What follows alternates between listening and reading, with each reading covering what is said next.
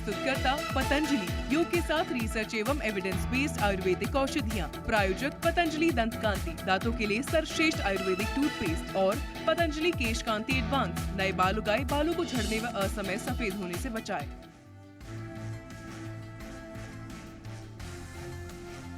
हफ्ते के आखिरी कारोबारी दिन बाजार में रही नरमी। निफ्टी 100 अंकों से ज्यादा फिसला तो सेंसेक्स 350 अंक टूटा। मेटल, फार्मा, एफएमसीजी और बैंक शेयरों में ज्यादा गिरावट।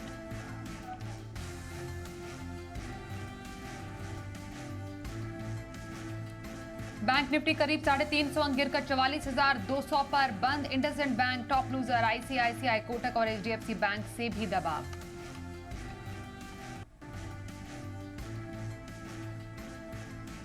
फार्मा शेयरों में बिकवाली हावी। खराब नतीजों से एल्केम लैब फिर 8% टूटकर वायदा का टॉप लूजर तो डीवीज लैब, सन फार्मा, टोरेंट फार्मा और ग्लैंड फार्मा 1 से 2% गिरे।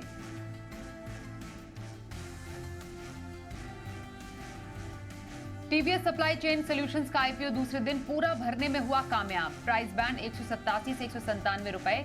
अनिल सिंघवी की जोखिम लेने वाले निवेशकों के लिए लंबी अवधि के लिए पैसे लगाने की सलाह।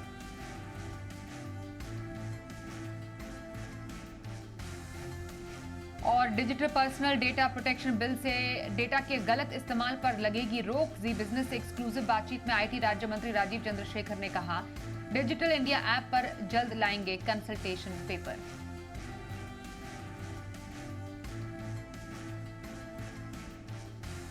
नमस्कार, बाजार अगले हफ्ते में आप सभी का स्वागत है। मैं हूं स्वाति रायना। बताएंगे बाजार में आज का पूरा एक्शन, साथ ही कल के लिए, माफ कीजिए सोमवार के लिए स्ट्रैटेजी और शेयरों में कमाई के शानदार मौके भी। आप भी पूछ सकते हैं हमसे सवाल। हमारा फोन नंबर नोट कर लीजिए 0222300164 या फिर आप हमें 0222300165 पर कॉल कर सकते हैं। फेसबुक पर @जी बिजनेस ऑनलाइन, ट्विटर पर @जी बिजनेस अपने सवाल भेजिए #बाजार आज और कल लिखकर। और सोमवार की आपकी तैयारी कराएंगे जी बिजनेस के मैनेजिंग एडिटर अनिल सिंघवी। साथ ही खास मेहमान हमारे साथ है मार्केट एक्सपर्ट श्रीकांत जहान। श्रीकांत जी, स्वागत करते हैं आपका आज के शो में। और सबसे पहले हफ्ते के आखिरी कारोबारी दिन कैसा रहा बाजार, उस पर एक नजर डाल लेते हैं। तो बाजार तो गिरावट के साथ बंद हुए। बाजार के प्रमुख इंडेक्स लाल निशान में ही बंद हुए। सेंसेक्स 365 अंक टूटकर 65,322 के लेवल पर बंद हुआ। निफ्टी 100 अंकों से ज्यादा फिसला, जबकि बैंक निफ्टी 342 अंक फिसलकर 44,199 के स्तर पर बंद हुआ। मेटल, फार्मा, एफएमसीजी और बैंक शेयरों में सबसे ज्यादा गिरावट देखी गई।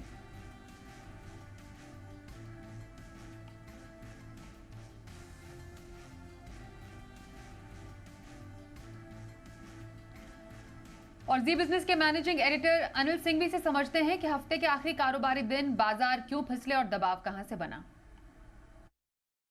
हफ्ते का आखिरी दिन भारतीय बाजारों के लिए बड़ी कमजोरी का रहा। पिछले 2-3 दिनों से मूड तो खराब था ही, और कल आरबीआई की क्रेडिट पॉलिसी आने के बाद बाजार जो घटे, उसके बाद ज़्यादा किसी तरह की रिकवरी की उम्मीद थी नहीं। सिर्फ ये था कि 2 दिनों से एफआईज की तरफ से कैश मार्केट में खरीदारी के आंकड़े ज़रूर आ रहे थे, लेकिन वायदा कारोबार में दबा कर वो बिकवाली कर रहे थे। और भारतीय बाजारों के लिए दबाव का सबसे बड़ा कारण एफआईज की बिकवाली था, और उसके बाद हल्का फुल्का ग्लोबल मार्केट्स का घटता हुआ सपोर्ट। ऐसा नहीं कि ग्लोबल मार्केट बहुत ख़राब थे।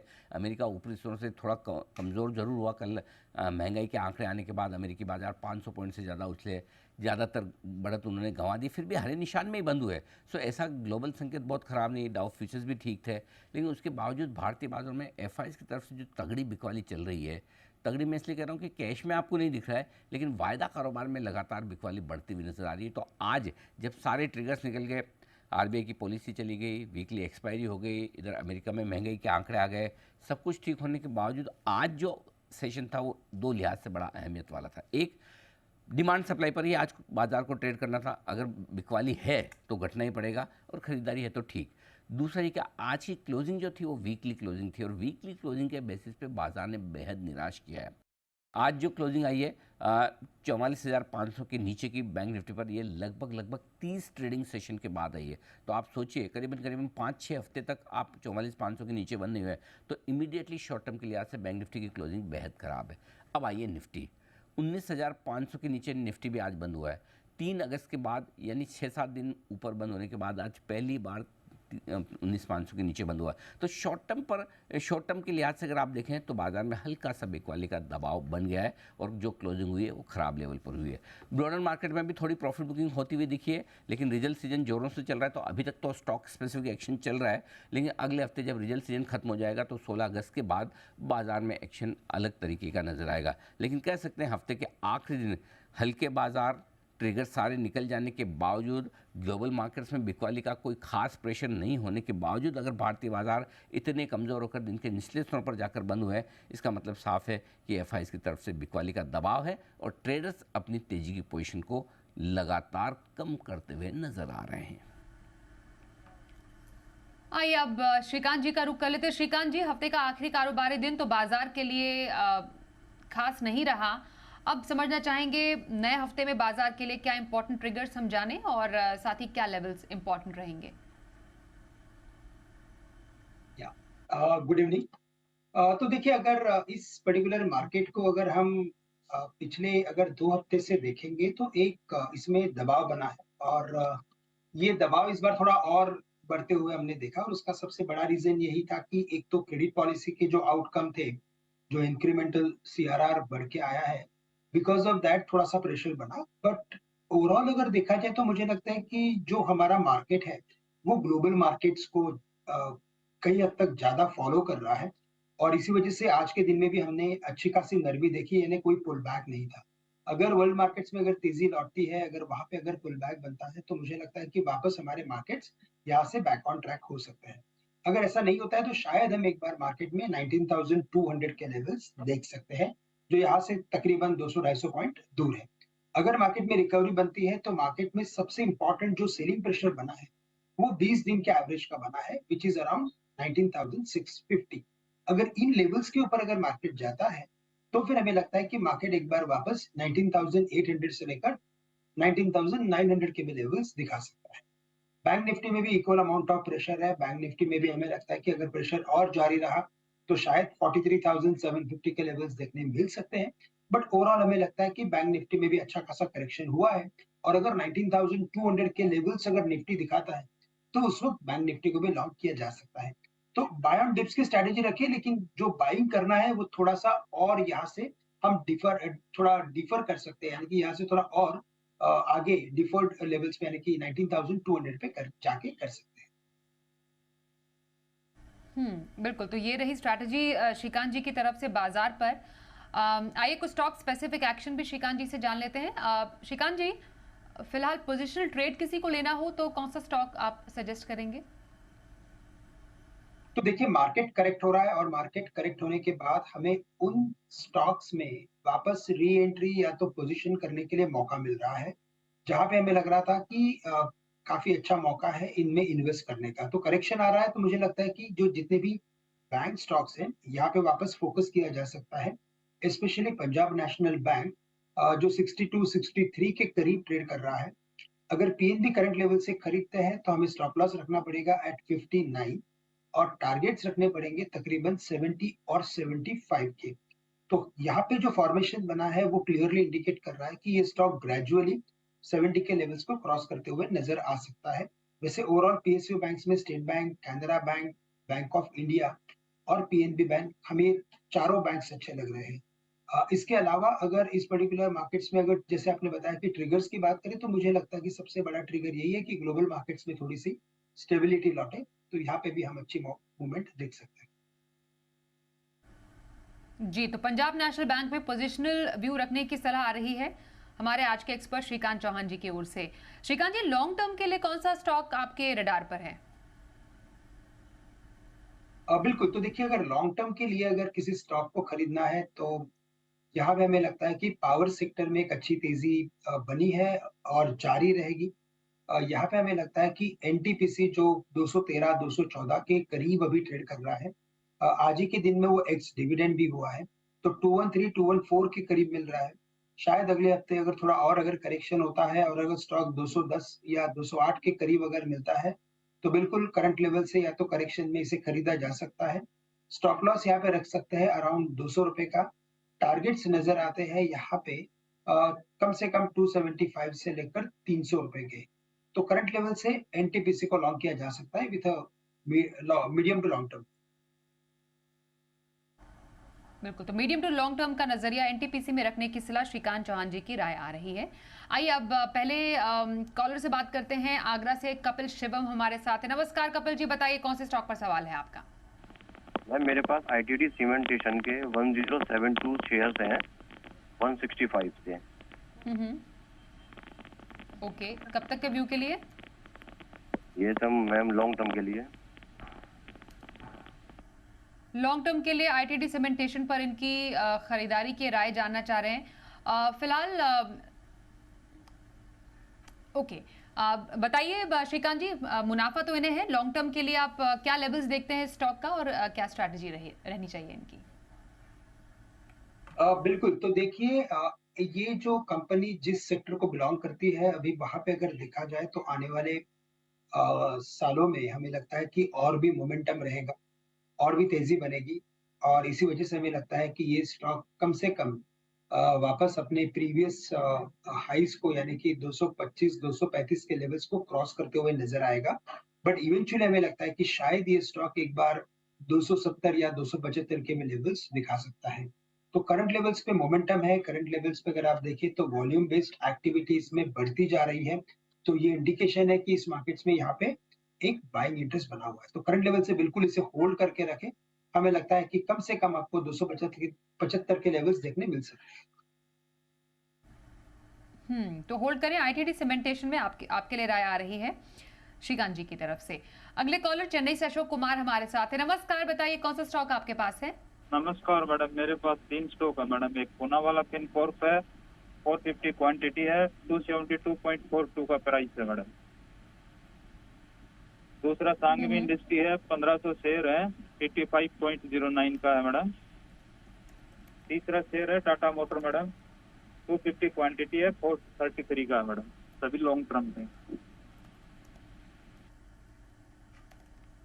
ओके, लॉन्ग टर्म के 3 stocks, Sanghi industries, Tata Motors और पूनावाला फिनकॉर्प। एक एक करके तीनों ही स्टॉक्स पर राय लेना चाहेंगे आपसे श्रीकांत जी। तो इनके लॉन्ग टर्म के व्यू के लिए कौन सा स्टॉक आपको सबसे बेस्ट लग रहा है और क्या रहना चाहिए इनके लिए इन स्टॉक्स में स्ट्रैटेजी?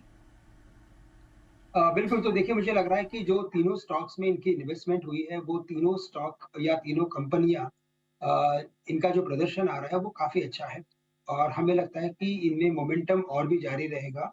नो डाउट कि पूनावाला फिनकॉर्प में थोड़ी अच्छी हमने एक बढ़त देखी है, अच्छी एक्टिविटी देखी पिछले कई महीनों में और अभी करंट लेवल्स पे हमें लगता है कि थोड़ा ये पॉज ले सकता है। तो यहाँ पे बिल्कुल एक आधा मुनाफा वसूला जा सकता है, तो 50% आप इसमें से आपके प्रॉफिट को ले सकते हो, थोड़ा आपका कॉस्टिंग और भी कम हो जाएगा। सांघी इंडस्ट्रीज में भी मुझे यही लग रहा है कि करंट लेवल से उसमें काफी अच्छी एक्टिविटी हमें देखने मिली है। तकरीबन 65 के करीब ये ट्रेड कर रहा था, अभी 110, 120, 112 के करीब आ चुका है। तो इन लेवल्स पे भी इसमें से भी आप कुछ मुनाफा बिल्कुल वसूल कर सकते हैं, यानी कि 50% आप बिल्कुल एक बार मुनाफा वसूल करें और आपके कॉस्ट को कम करें। बट इसके अलावा जो आपने टाटा मोटर्स की बात करी, यहाँ पे मुझे लगता है कि थोड़ा अगर और लंबी अवधि का नजरिया रखते हैं तो हमें लगता है कि यहाँ पे और भी कमाई के मौके रहेंगे और ये स्टॉक हमें लगता है कि 700 से लेकर 750 के लेवल्स दिखा सकता है। तो करंट लेवल से तीनों को आप होल्ड भी करके चल सकते हैं, लेकिन चूंकि काफी अच्छे गेन्स मिल रहे हैं तो सांघी इंडस्ट्रीज के साथ साथ पूनावाला में आप कुछ प्रॉफिट बुकिंग करके चल सकते हैं। जी, तो आपकी तीनों स्टॉक्स पर आए रही है श्रीकांत जी की। अगले कॉलर हमारे साथ है राजकोट से भाविन मेहता। नमस्कार, बताइए कौन से स्टॉक पर सवाल है आपका? मैडम मेरे पास एआई इंजीनियरिंग के 75 शेयर्स है जो 2000 के प्राइस पे है।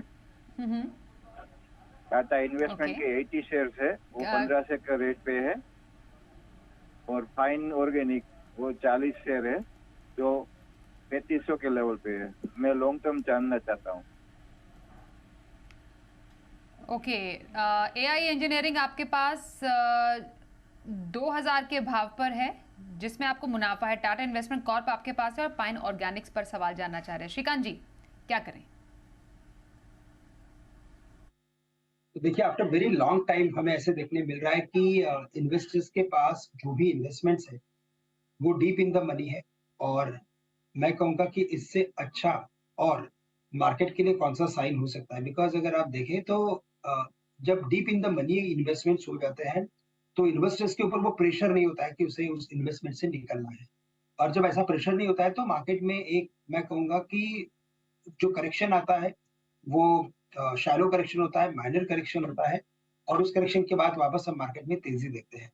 अगर इन तीनों स्टॉक्स को अगर आप देखें तो फंडामेंटली तीनों में कोई ऐसा बड़ा प्रॉब्लम नहीं है। तीनों सेक्टर्स में अच्छी तेजी बनी है और मुझे लगता है कि तीनों सेक्टर या तीनों स्टॉक्स को हम होल्ड करके चल सकते हैं। बट यस, चूंकि मार्केट वैसे देखा जाए तो काफी चला हुआ है, तो करंट लेवल से अगर आपको एआई इंजीनियरिंग में अगर कुछ मुनाफा मिल रहा है तो उसे आप थोड़ा सा बिल्कुल बुक करके चल सकते हैं, सो दैट आपकी कॉस्टिंग और भी कम हो जाए। तो एआई इंजीनियरिंग में से आप कुछ मुनाफा वसूल करें, अदरवाइज मुझे लगता है कि बाकी जितने भी स्टॉक्स हैं आप उन्हें होल्ड करके चल सकते हैं। ओके, तो एआई इंजीनियरिंग में पार्शियल प्रॉफिट बुकिंग की सलाह, फाइन ऑर्गेनिक्स और टाटा इन्वेस्टमेंट में बने रहने की सलाह आपके लिए आ रही है श्रीकांत जी की तरफ से। आइए अब आगे बढ़ते हैं। हमारे साथ नासिक से संजय जी हैं। नमस्कार, बताइए क्या सवाल है आपका। हाँ, मेरे पास इंडिया सीमेंट के 225 शेयर है at the rate of 180, 6 month का व्यू है। कब तक तो के, इसको क्या करना चाहिए? कब तक का व्यू? 6 मंथ के लिए। ओके, 6 महीने का व्यू इंडिया सीमेंट पर रख रहे हैं। 15,000 का मुनाफा इन्हें है। क्या लेवल्स आगे आने वाले टाइम में हम एक्सपेक्ट करें इस स्टॉक में और क्या स्ट्रैटेजी रखें? तो देखिए मैं यही कहूंगा कि इस बार अगर आप देखें तो कई सारे सीमेंट कंपनीज में एक अच्छा मोमेंटम बना है। जितने भी स्मॉल कैप या मिड साइज सीमेंट कंपनीज जैसे कि स्टार सीमेंट है, Sagar cement, India cement, orient cement, अगर आप इन सभी जितने भी मिड साइज या स्मॉल साइज सीमेंट कंपनीज की बात करते हैं तो वहां पे एक कंसिस्टेंट एक्टिविटी हमें देखने मिल रही है, एक सॉलिड अप ट्रेंड हमें देखने मिल रहा है। और यहाँ पे अगर आप देखें तो इंडिया सीमेंट के साथ साथ ओरिएंट सीमेंट इन दोनों में आउट परफॉर्मेंस बना है। हमें लगता है कि इंडिया सीमेंट को बिल्कुल करंट लेवल से भी होल्ड करके चल सकते हैं, क्योंकि हमें लगता है कि जो फॉर्मेशन बना है उसी के तहत ये शायद एक बार स्टॉक 290 से लेकर 300 के उसके ऑल टाइम हाईज दिखा सकता है। तो इस बार का जो फॉर्मेशन है वो काफी प्रॉमिसिंग है और करंट लेवल से भी अगर आप इसे होल्ड कर सकते हो तो मुझे लगता है कि 20 से 25% की तेजी आने वाले कुछ 6 से 8 महीने में देखने मिल सकती है। बिल्कुल, तो इंडिया सीमेंट्स होल्ड करने की सलाह आपके लिए श्रीकांत जी की तरफ से। हिंगन घाट से उमाकांत जाधव हमारे साथ है। नमस्कार, बताइए कौन से स्टॉक पर सवाल है आपका। नमस्कार मैम। मैम मेरे पास में पंजाब बैंक के 359 शेयर है, 50 रुपए 65 पैसे के भाव से। तो क्या मैं इसको होल्ड करके रख सकता हूँ कब तक के व्यू के लिए? फ्यूचर के लिए 1 साल के लिए। ओके, 1 साल के लिए। ओके, पीएनबी पर फिर से चर्चा करनी पड़ेगी श्रीकांत जी। आपका पोजिशनल व्यू भी है पीएनबी पर। साल भर के नजरिए के लिए आप क्या लेवल्स देखते हैं स्टॉक के? तो देखिए अगर इस बार अगर जितने भी बैंक स्टॉक्स की अगर बात करें तो यहाँ पे जो परफॉर्मेंस आया है वो काफी हद तक मैं कह सकूंगा कि काफी अच्छा प्रदर्शन रहा है। नो डाउट कि इस बार के क्वार्टर्स में थोड़ी सी जो उनकी नेट इंटरेस्ट इनकम थी वहां पे थोड़ा सा हमने कुछ एक डाउनवर्ड ट्रेंड देखा है, लेकिन ओवरऑल हमें लगता है कि जितने भी पीएसयू बैंक्स हैं as compare to private banks अभी भी काफी सस्ते चल रहे हैं और आने वाले 6 से 12 महीने में हमें नहीं लगता कि कोई बैंक सेक्टर के ऊपर बड़ा डेंट आ सकता है। अगर कोई बड़ी दिक्कतें अगर बैंक सेक्टर पे नहीं है तो हमें लगता है कि ये जितने भी अंडर वैल्यूड स्टॉक है वहां पे हमें लगता है कि कुछ ना कुछ वैल्यूएशन का एक मोमेंटम बन सकता है और वैल्यू बाइंग आ सकता है। तो इसी वजह से हमें लगता है कि फंडामेंटली ये स्टॉक शायद 75 से लेकर 78 के लेवल्स दिखा सकता है, जो डिसेंट 20-25% की तेजी यहाँ से भी दिखा रहा है। तो करंट लेवल से भी मुझे लगता है कि बिल्कुल इसे होल्ड करके चले। अगर कोई भी करेक्शन आता है तो जो आपने आपकी जो एक क्वांटिटी बना के रखी है 359, आप उसे 500 में कन्वर्ट करके चल सकते हैं। जी, तो रही स्टॉक पर आए हमारे आज के एक्सपर्ट की तरफ से। एक ब्रेक लेंगे और ब्रेक के बाद मोतीलाल ओसवाल की शिवांगी शारदा हमारे साथ होंगी शो में शामिल और उनसे जानेंगे सोमवार के लिए ऑप्शन कॉल।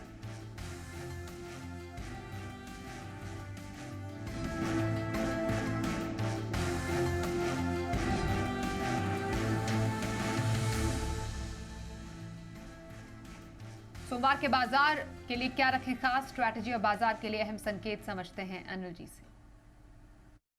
जहाँ तक सोमवार का सवाल है, भारतीय बाजारों के बंद होने के वक्त अमेरिकी फ्यूचर्स बिल्कुल सुस्त ट्रेड कर रहे थे, मुश्किल से 8-10 पॉइंट ऊपर डाउ फ्यूचर्स है। और वैसे हम जहाँ बंद हुए हैं वो लेवल तो बहुत ही खतरनाक है।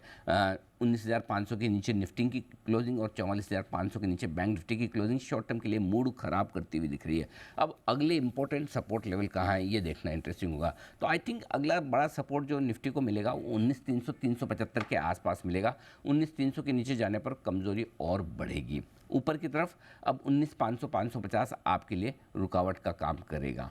बैंक निफ्टी का जहाँ तक सवाल है, 44,175 अब अगला सपोर्ट लेवल है बैंक निफ्टी के लिए। और ऊपरी स्तरों पर 44,500 से 44,700 की रेंज है जहाँ पर आपको सप्लाई आते हुए दिखेगी। तो वैसे तो देखा जाए तो काफ़ी कमज़ोर है बाज़ार, बस एक ही चीज़ अच्छी कि बाज़ार में पोजीशंस थोड़ी सी हल्की है। पुट कॉल रेशियो के लिहाज से थोड़े ओवरसोल्ड हैं, या फिर यूँ कह सकते हैं कि मंदी की पोजीशन थोड़ी सी ज़्यादा है। सो देखते हैं इन सब के बीच में ग्लोबल सपोर्ट के दम पर या ग्लोबल मार्केट्स के संकेतों के दम पर हम सोमवार को शुरुआत करेंगे। अगर ग्लोबल मार्केट्स कमज़ोर हो गए तो फिर हमारे लिए ऊपर टिकना मुश्किल है, और अगर मजबूत रहे तो एक बार गैप से खुल भले जाएंगे, लेकिन ऊपरी स्तरों पर प्रॉफिट बुकिंग आने की संभावना पूरी है। और जब तक एफआईएस की बिकवाली पर लगाम ना लगे या 1-2 दिन आपको अच्छे नंबर आते ना दिखे, तब तक बाजारों के लिए ऊपर बढ़ना और टिक पाना बहुत ही मुश्किल है।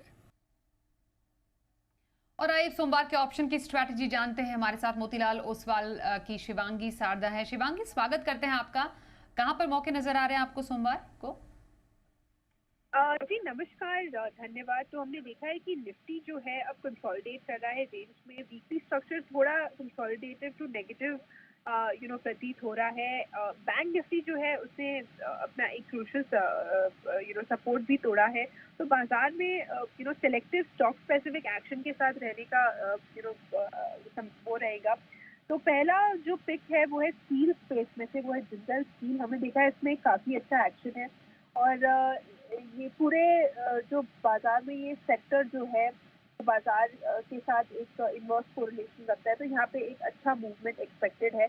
तो यहाँ पे 700 के कॉल ऑप्शन के में खरीदारी की सलाह रहेगी। कम से कम इसको 20 के आसपास खरीदे, 15 के स्टॉप लॉस के साथ और एक 30 के लक्ष्य के लिए। दूसरा कॉल मेरा रहेगा टाइटन पे। इस स्टॉक में हमने एक लंबे ही कंसोलिडेशन देखा है, और इसके बाद ये स्टॉक जो है प्राइस वॉल्यूम सर्ज के साथ आज काफ़ी अच्छी तरह से स्ट्रॉन्ग क्लोजिंग दिया है। यहाँ पे खरीदारी की सलाह रहेगी। काफ़ी अच्छा लॉन्ग बिल्डअप होते हुए दिखा है वीक के एंड में। 3,000 के कॉल ऑप्शन में खरीदारी करें, कम से कम 68 के आसपास का लक्ष्य जो है 115 बनेगा, और स्टॉप लॉस 34 के लिए। बिल्कुल। तो शिवांगी सारदा की दो ऑप्शन स्ट्रैटेजी है स्टॉक में। एक बार फिर से एक क्विक अगर आप अपने लेवल्स रिपीट कर दें शिवांगी हमारे दर्शकों के लिए। जी बिल्कुल। जिंदल स्टील